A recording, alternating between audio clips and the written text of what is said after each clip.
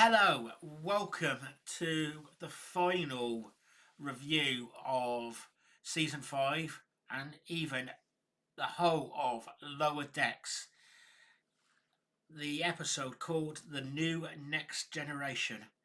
Um, this could end up being another one long time down the line if they suddenly change their minds, but at the moment, I think it's going to be the final episode of at least what we call Lower Decks. I'm Ben, and my co-host is. Olympus, great to be back once again. And my gaming computer is back up and running at long last. Hip hip hooray! Yay! In time for the final episode of Lower Decks. Yes. That was. Sweet. It's bittersweet, isn't it? It is.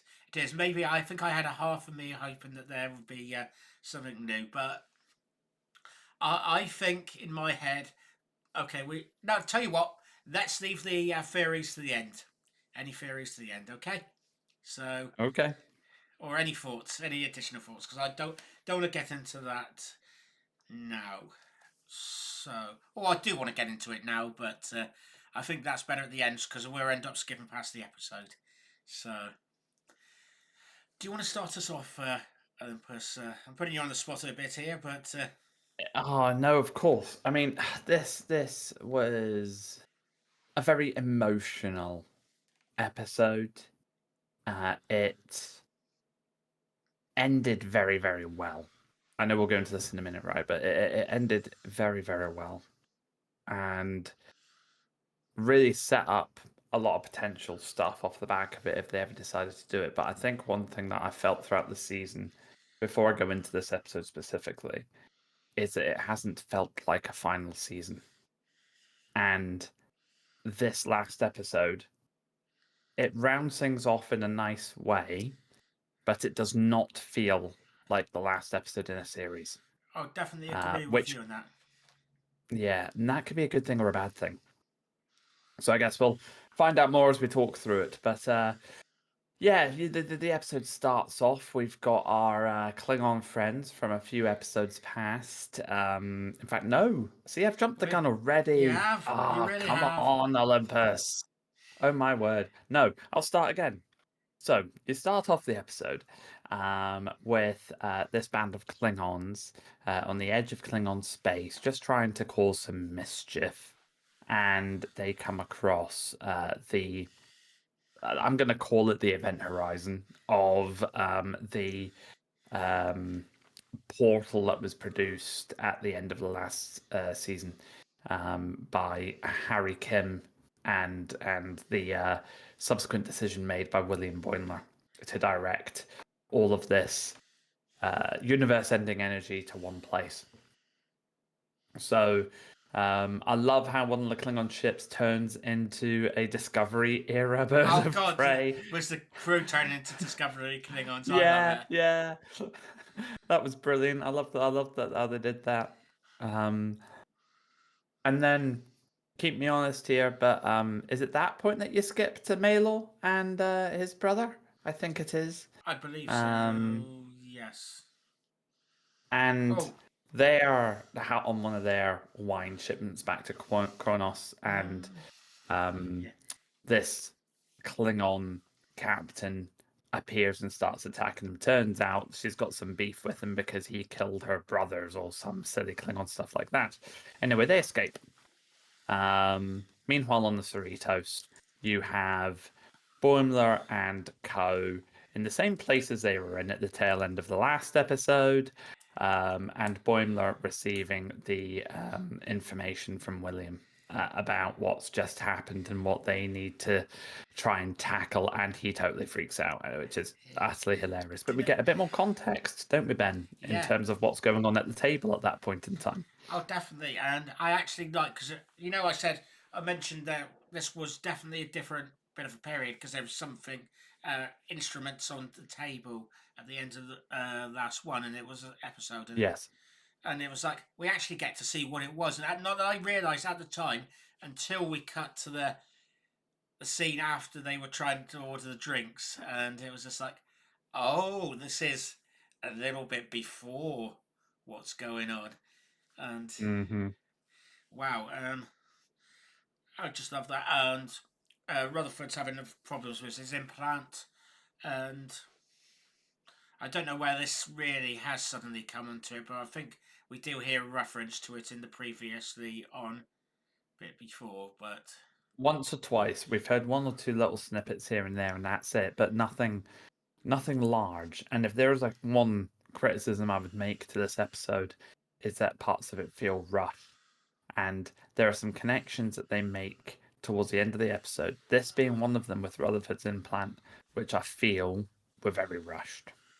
yeah, I like the hints that I didn't notice until I saw the previous one. But yeah, that maybe did feel a little bit rushed. I agree with you on that one. And it just at the time it was feeling out of place. Uh, Yeah. Still like that time, and yeah, I think actually I when you said keep you right on the brothers bit, I think the brothers happened after this. Now I'm looking at my notes because He I've told you. yeah For all intents and purposes, everyone, I have no notes from the episode. I watched this during work. So, uh, yeah, I have no notes for the episode. I'm going purely off of memory here. yeah. So yeah, they went to collide with the ship and speed it off, and we have. But yeah, sandwiching this, we had Bonner and Mariner having a word with the captain and our first officer, talking about this is what's going on, this is the message we received, and being surprised that it took them that quickly to convince them that this was a real serious threat. Yeah, yep. Freeman trusts him completely, which shows that um, sort of full circle, I guess, in terms of their development from lower deckers into bridge officers, which they have been for a little while now. And I think she actually describes them as two of her best officers, which is very nice as well. It So is. yeah, interesting that they were surprised that she took it so seriously, but she did, and went straight on to Starfleet Command, Yeah. who all subsequently verified through scans and whatnot what they were talking about, Yeah, and which is very confirmed that cool. something needed to be done. Yeah, and they could have sent, or they did try to send the Enterprise, which I presume is the E at this stage. Um, Don't need to presume. Spoiler alert, you get to see it at the very end. yeah. Fair enough. But yeah, anyway, I don't know why I'm just saying that. Anyway, carry on, Ben. No, I can see why you mentioned it though, because as soon as I heard reference to the Enterprise, I started getting all giddy about the fact that we might see the Enterprise. And I mean, I know from the time frame we're at, it's got to be the E. Is Worf captaining it? And then I started thinking about all this other stuff. Who's on the crew? Will we get to see any of them? And I'm just like going all sorts of next generation hype just started brewing up. Yeah, So no, very happy that you mentioned it, and we do get to see the ship at the end. yeah. As well as the D, or at least not. No, we don't see the D. We see a. I nearly called it Olympic class there. It's not Olympic. It's Galaxy Galaxy class. class. I'm definitely having problems. I've been a busy day today. It's been a It busy has day. been. Galaxy class, starship. But we'll get into that in a minute. So they do their thing, explaining the problem. And one thing I did write down is Schrodinger's possibility field, which did sound cool, and it was as cool as it looks. And I want to say Yep. this episode reminded me too of three other shows, two of them being sci-fi shows. One of them, Red Dwarf, and that was with the field where they were going through. I can remember in one of the episodes they were changing realities as they were going through, rather than it all changing. They were perceiving they were in a different reality. And the other one was when they were doing the pictures, was reminding me of the Hitchhiker's Guide to the Galaxy, the TV version, um, back from I presume the 80s, um, Cool. which yeah, was just the effects on the screen when they were showing things changing that around and a couple other things. Absolutely cool. And yeah, they were decided to reinforce and sort things out in engineering. Do you have anything else to add? No, for fear of me skipping.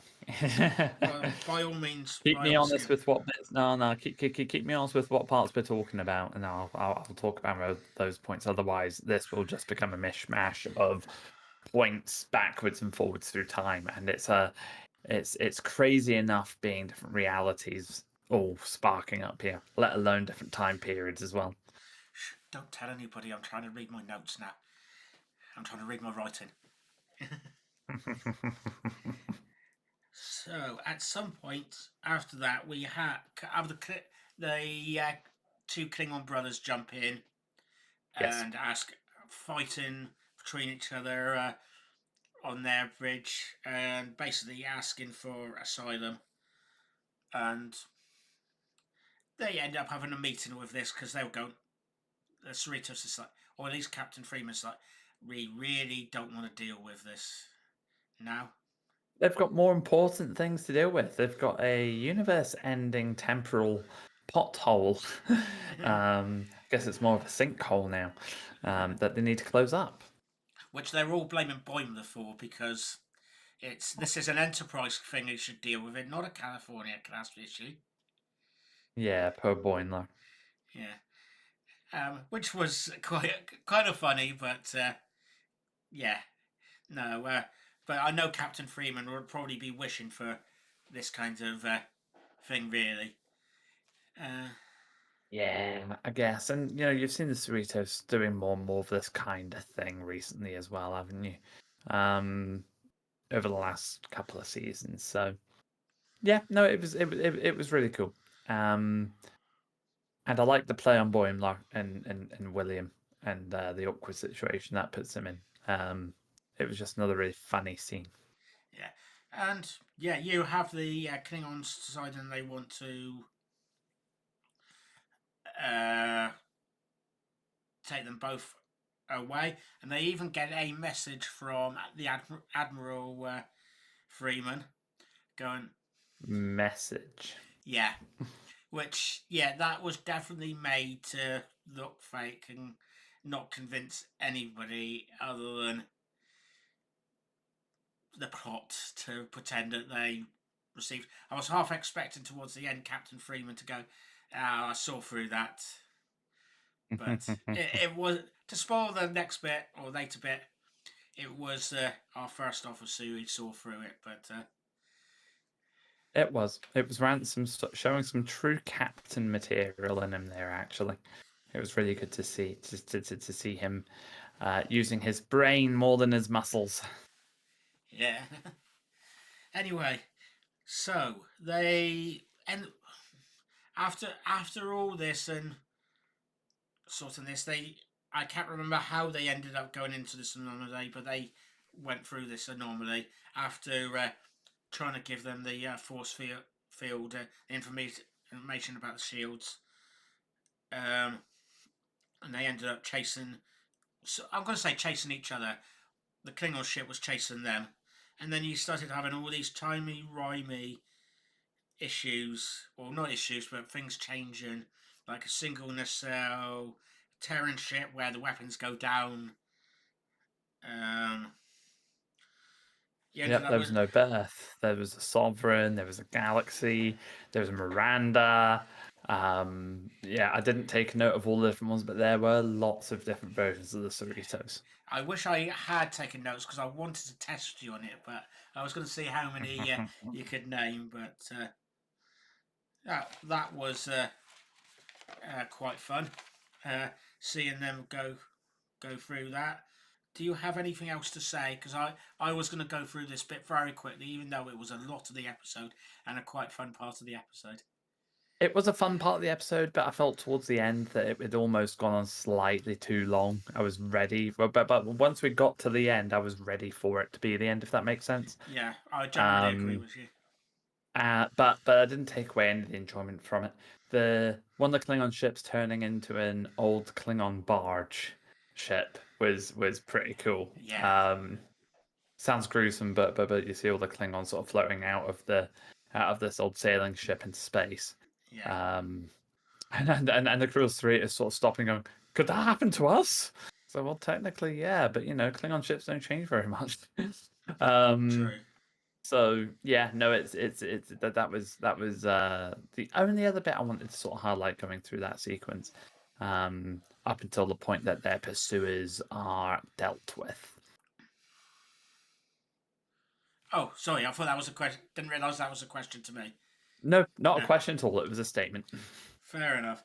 Yeah, I don't have anything else to say, and they end up turning into proto Klingons eventually. Oh yeah, so they do. Yeah, and I'm like the thing was Barclay caused on the Enterprise with his And there was gravity another, cell. yeah, but there was another very rushed bit as well because you had this wayward ensign at the start, or more towards the start of the season, who had those godlike powers, Yeah, and you haven't seen her again all this time. And all of a sudden, she's there blasting the Klingon ship with her but Zeus lightning she bolt. was in engineering for the earlier part of the episode. So I didn't spot her, but I'm not surprised she was because she did move into engineering. yeah, but we I just did. found again Yeah, it was a little rushed bit. Like it would have been nice to have seen her come up a couple of times ahead of this episode. yeah. But then again, that episode was still quite late on in the season, so I Was I it? I think so. Yeah. I'm gonna have to double check Uh, that. I thought it was maybe episode. I mean, I say that right. It's not like there are many episodes. There's only 10. fair enough. So actually, I'll give you a due. Fair Yeah, enough. I'm gonna say last half, but I could be yeah. That's yeah, give or take. It could have been 5 or 6. To be fair, yeah, it might have been. Yeah, but yeah, Anyways, they become proto Klingons. They become proto Klingons. That's the end of them. mm, Um, and the fissure gets closed. Or if I'm remembering right, this is a point where you start seeing some of the what I'm going to call the sort of roundups of the characters happening. You've got Tendi and Talin, who had been a little bit unsynchronized at the start of the episode, coming together and working in sync, yeah, not the band, quite well. They were not sitting there dancing to the Deadpool in sync yeah, dance, but you had that. You had Boimler and Mariner being all, at the con, super cool. I guess the big one to note is going to be Rutherford. yeah. But I want to say before we get on to anything else, but Tindy and Talin, um, it Tindy did feel a little bit off whether she was having her arguments, but there was just something that didn't sit right with me for the episode. But go on, Do, you got do, thoughts? do you know why it didn't sit right for me? Because I do agree with you. Because they'd resolved this conflict thing with the two of them a couple of episodes ago. Yeah, And then yeah, all of a sudden it was happening again. And that just didn't add up for me. yeah. And okay, it felt strange for that episode, but I thought it was done well in that episode. But they teamed up, and this was the first show that it reminded me of. I'm not 100% sure if I remember exactly what the show was. It was from Nickelodeon, I think, and it was something like the Powerpuff Girls or something like that, where they done that thing through the air Yes. um, back in the day, and it was like they teamed up. Okay, for some people, I'm sure they love that. For me, it was just like, I don't like that. But there's me going, It was a bit too cheesy. yeah, it was. Okay, and then there's two parts. There's me who said I liked a couple of things that reminded me of Red Dwarf and the Hitchhiker's Guide, but yeah. But anyway, that's that bit over and done with for me. I've got that out of my system. Olympus. And then you had an interesting development with Rutherford, who decides to get rid of this implant. And he can pull it off without ruining his face, which, by the way, that is totally different to season 1. I didn't think that was a um, thing in my yeah. yeah, so I was kind of like, right, okay. So that bit I wasn't too sure about. But yeah, his character development has gone instead of the way that his counterpart in in episode 1, who went fully cyborg, it seems Rutherford's gone the opposite direction and he's embracing his human side, which is a nice juxtaposition. If that's the right word. It's so I kind of like what he did there. Learning to not rely on his technology and instead be him, and through doing so, being a much better engineer, which helped save the day. So I did like that little round off for Rutherford. Yeah, no, it Flaws and was. all. And now I'm thinking about it because I literally when Olympus said we were going to record, he's ready to record. I was literally watching the last 2 minutes, so I haven't had chance to fully think about it. But I'm thinking now that it's like his issues throughout the series. Maybe when he got onto Rutherford, going, not Rutherford, with talking to Bodner and saying he needs to go more extreme. I think he's been playing with his uh, interface there, Maybe. and it's not working. It's the more he's trying to get more into it, there's more it's failing, which is why he's going. Actually, I can get rid of this from what I've been doing, and maybe stuff from previous seasons, and I can be, in Tindy's word, more handsome. So, That was cute. and he definitely blushed there. So, Oh yes. He tripped over himself trying to run away too. Super cute. super cute, yeah, definitely.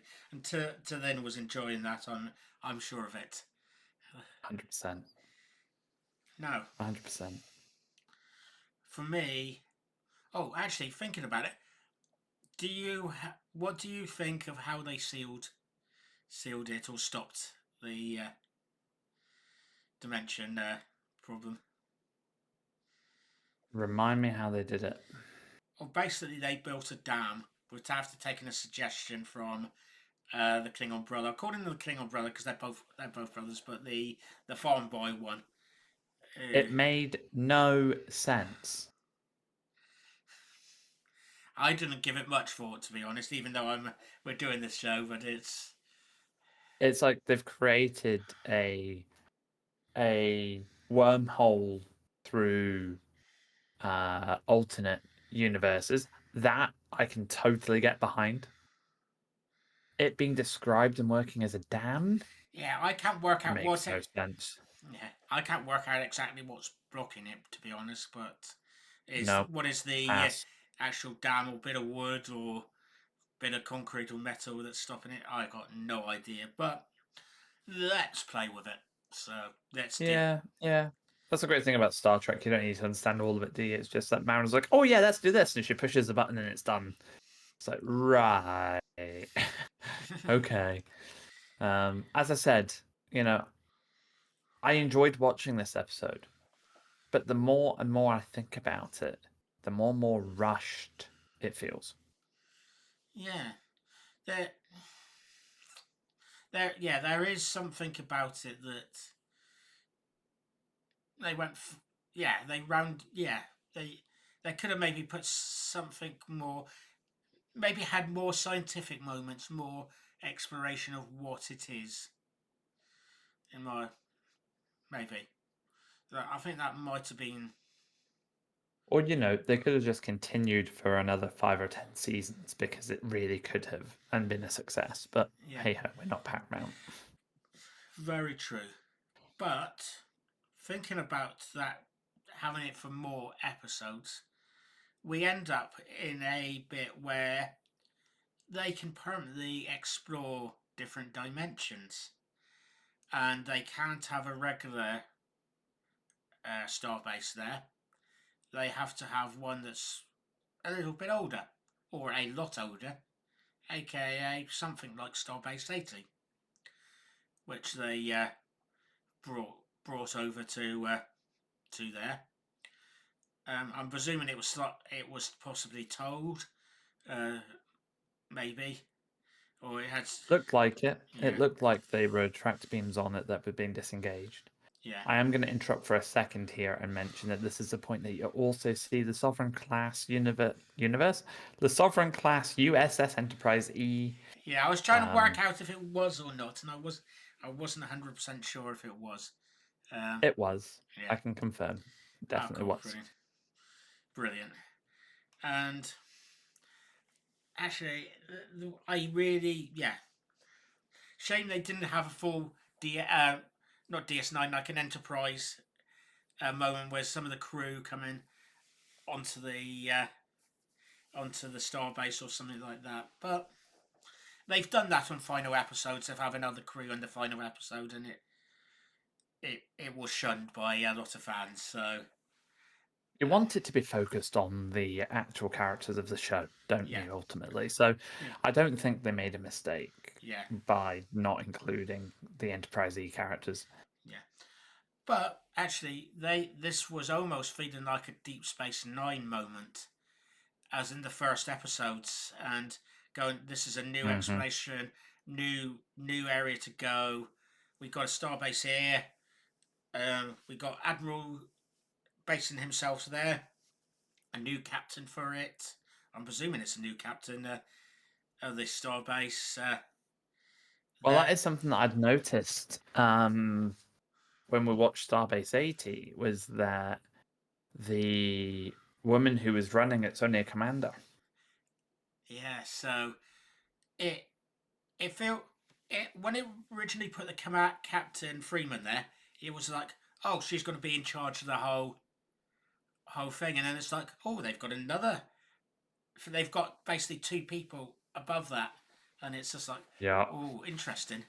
Um, but this was almost giving it, and we're going to go slightly into my thoughts where we're coming from the beginning. It's like that they could do a lot more from this, whether it's some live action stuff, a film, um,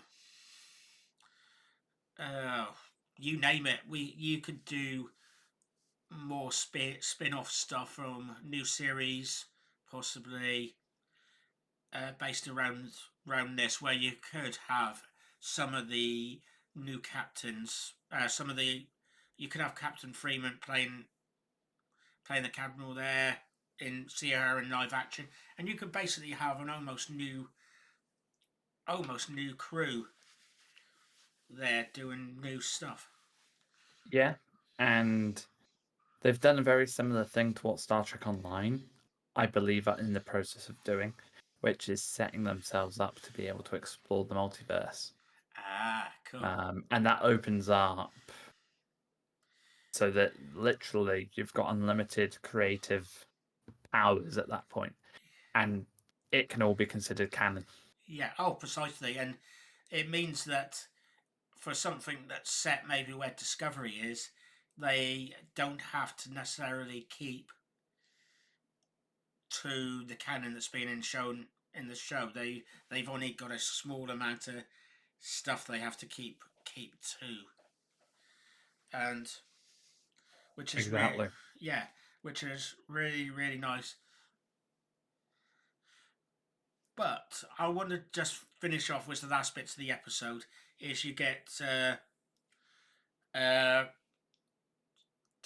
two temporary first officers, and they've done it again where they've not necessarily gone for the highest rank position as the top top officer or the second officer. So any any comments I or don't thoughts? like it. No, I don't like it. I didn't like the whole double officer thing for Tendi and Tillin either, in hindsight. I think when we first talked about that, I wasn't too concerned about it, but the more I think about it, the more I don't like it. Just feels too, oh, you're both good, so you can both can have it kind of thing. I don't like it. To be honest, it's a bit easier though with the Marin and Boimler situation because they're kind of vying for a position, whereas Tillin and Tendi are already sharing one position. So it is a bit different, to be fair. And on that basis, actually, I'm not so concerned about it. I've talked Yeah. myself out of it, you see. Now I'll give you Um, one perspective. I was about to talk myself out to, if it that, um, but I was going to say I have two managers, uh, or two section managers who I have above me, and they're actually in a job share sort of position because they're both on part time hours. In theory, I know one of them definitely does way too many hours than she's supposed to, but they do that. But that's because they're both parents. They wanted to have a bit less hours, but wanted to have a job, and that's like you could run that like those two, like Tindy and Tallinn, but they are full time. But with a starship, that is running 24 hours a day, or I'm presuming a Earth day. They're running the ship by its hours. So in theory, you could have it as the two sides of two man. Basically, to if you use my job, two managers working the different shifts, and they're going, yeah, this is the Could. have it as yeah. You absolutely could, but they're not doing that. No, oh, they're not because they're the main characters, so it's they won't do that. Of course, it's like sending the Yeah, main characters exactly. down to the planet, but that's a different issue. Indeed. Do you have any more to add to that? Because I'm going to just say, what did you think of the episode, and what do you think of the series, and what do you think of the future? What's that could be happening was the future. I know we've hinted on some of this already. As a Lower Decks episode, it was brilliant. As a season finale episode, it was really good. As a series finale episode, it left a lot to be desired. It did not, for me, give enough of the love and committed send off that that crew deserved. We forgot to mention one other thing as well, What? Yeah, go on. which I will add in my summary, and that is Captain Ransom, who definitely deserved it. Instantly brings his own flair into it, and yeah, I mean, come on, engage the core. Right? No one could pull that off but him. That was that allowed me to end watching the series with a smile on my face, giggling away to myself. So that was nice. But yeah, to go back to my summaries. So yeah, as an episode on its own, brilliant. As a season finale, very good. As a series finale, I think it leaves a few things to be desired. And to be fair, reading up on this, it wasn't. This episode was never actually made to be a series finale. But that being said, I do believe it rounds things off in a nice way that they're able to stop it for a while, as long as someone picks up elements of it later. Because there's too much that can get picked up later. It opens up so many possibilities. Now, that might not be a Lower Deck show, but it could involve characters, as you've mentioned previously in this review. It could involve characters from the show. It could involve incidents that have occurred in the show. And yeah, there's a lot of further development on certain characters that can continue and stories that can continue. And I really hope that we get to see that. And I'd love to see it in live action. I mean, the animation of the show is phenomenal. I'm not dissing it in any way, but I would really love to see the Cerritos and the Cerritos crew in live action. Agreed, totally. I'm not going to say much more, but because you've rounded it up perfectly with that, but it, of course, it's no TNG or Deep Space Nine finale, or and expecting this to be the last thing we ever see of these people. This was a cross between that and a not quite a trailer, but given over plot hooks for a new project, new season, new film, maybe. So it, Well, I hope I've, for film. yeah. So if they manage to do something with this, this will sit better with me than it would do if we don't see anything from it. Yep. But it's definitely not the worst finale episode, but it's not the best. Enjoyed the Well, season. it's no Lost. I haven't watched that, but I didn't. I've heard rumors Okay. that that wasn't particularly great. No, no, Lost is a phenomenal show until the last 10 minutes of the very last episode. So it's worth watching the whole way through, but just be prepared to be let down at the very, very end. Yeah, that could get us onto a certain director, but that's I'm not going to go there. So agree with you, and I hope for something brilliant, or not. Oh, of course I expect it to be brilliant, but I hope for something from this in the future. Really, really do, and it's set it up well. Yeah, agreed. Please everybody put your comments and thoughts of the episode, season, series in the comments below. Would love to hear from you. And I suppose may live longer and prosper. And thank you for You nearly watching. did it again. You nearly did it again. I nearly did it again. It's because I'm looking at your t-shirt there. That's your problem. That's the problem. You've gone to the dark side. Yeah, they've got cookies there. I never liked Live cookies long. anymore. What? Live long and prosper, everyone. Live long and prosper.